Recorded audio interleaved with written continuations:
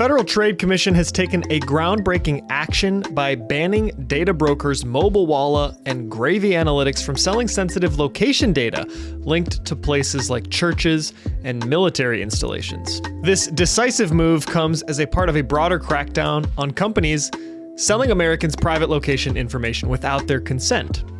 Phishing artists are exploiting corrupted Microsoft Office documents to bypass email security systems and harvest unsuspecting users' login credentials through spoofed pages.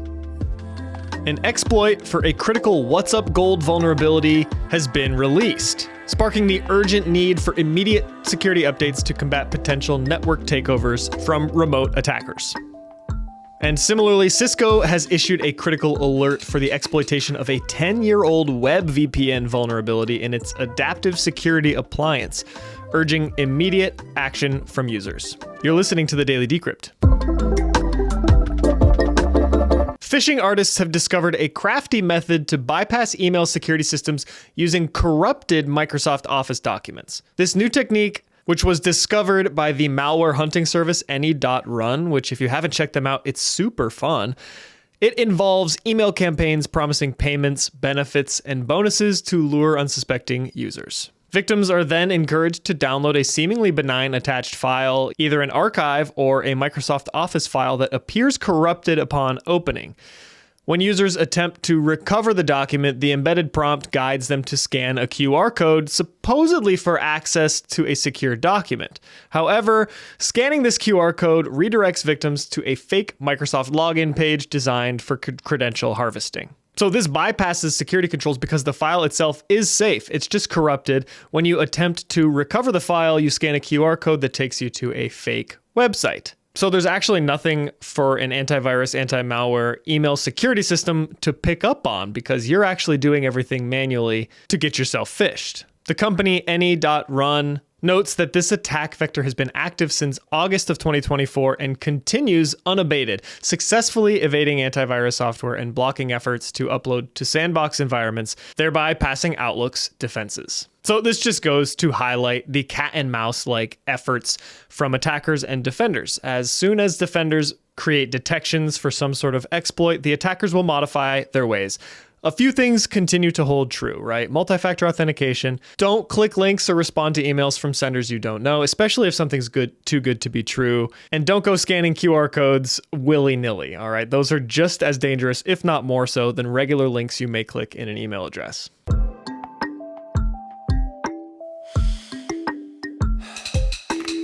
The Federal Trade Commission, or FTC, has taken decisive action against data brokers Mobilewalla and Gravy Analytics, prohibiting them from harvesting and selling sensitive location data for Americans.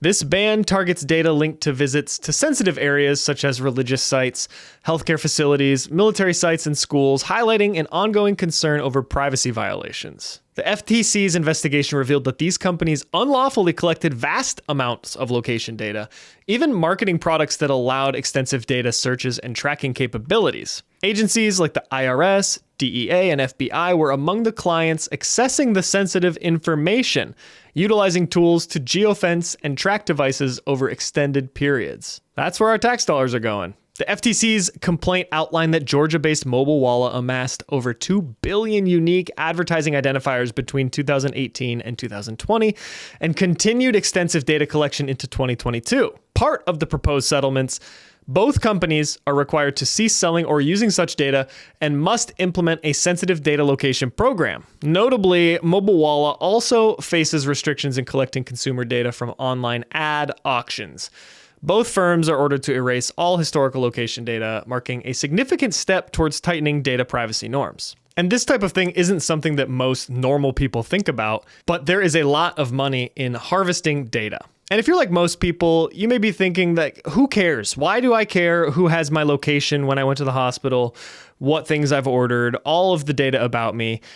And I mean, it's a fair point, but every piece of data that is sold and recycled helps build a bigger picture of you in these data brokers' eyes, right? And that can be used against you through scams, through phishing attempts, like mentioned in the first story, and by anyone who purchases that data.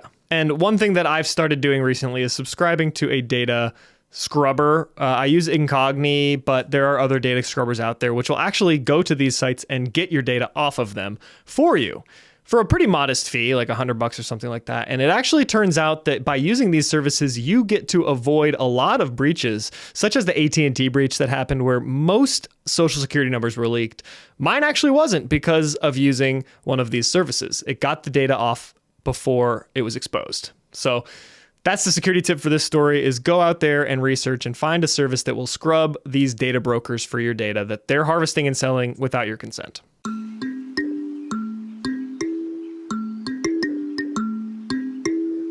All right, now to turn to the more technical side of things to talk about some vulnerabilities and some exploits.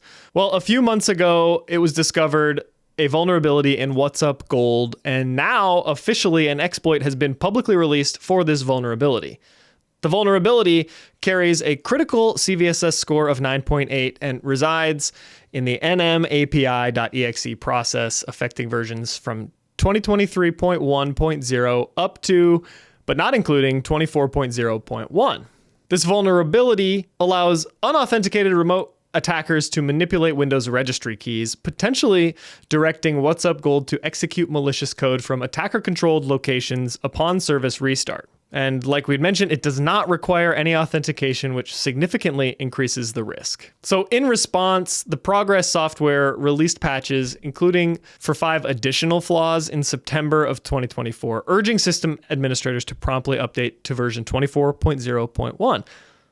But we all know that not every administrator out there has had the opportunity to update. And now there is an exploit that any one of us can go out there and download and run this attack that could wreak havoc on anyone who's using the WhatsUp Gold service. So here is your next more urgent reminder to upgrade, update your WhatsUp Gold services. And finally, Cisco has issued an urgent advisory about a security flaw detected in its adaptive security appliance, which has been lurking around since 2014 and enables remote attackers to perform cross-site scripting attacks through insufficient input validation on the WebVPN login page. Unauthenticated attackers only need to lure users into clicking a malicious link to compromise their security, leading to potential widespread access discrepancies and information exposure. And so if you didn't catch that, this vulnerability has been lurking, has been active since 2014, so over 10 years. And all you have to do is click a link. Even if you have multi-factor authentication on, whatever, you just click the link and boom, it's gone. Recently, this flaw has gained new traction among threat actors, notably the Androx Ghost Group, who have been exploiting the vulnerability as part of a larger campaign against internet-facing applications. So all the 3-letter, 4-letter agencies have identified this as an actively exploited vulnerability, and Cisco advises its ASA users to rigorously update their systems, emphasizing the importance of immediate action to preemptively strike against these emerging threats. So go update your systems, and good luck. Before we let you go, though, I just wanted to inform you that this will be my last show of the next couple of weeks due to a holiday vacation, so I will see you in a couple of weeks. This has been the Daily Decrypt. If you found your key to unlocking the digital domain, show your support with a rating on Spotify or Apple Podcasts. It truly helps us stand at the frontier of cyber news. Don't forget to connect on Instagram or catch our episodes on YouTube. Until next time, keep your data safe and your curiosity alive.